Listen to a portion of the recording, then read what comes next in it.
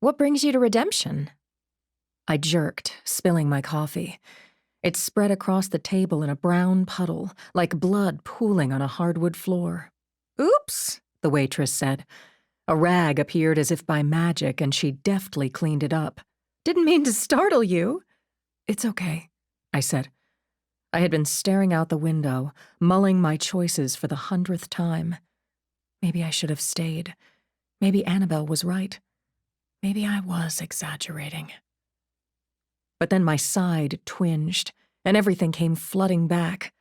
The taste of blood, the violence in his eyes, waking up in the hospital bed, the dreams that started that night.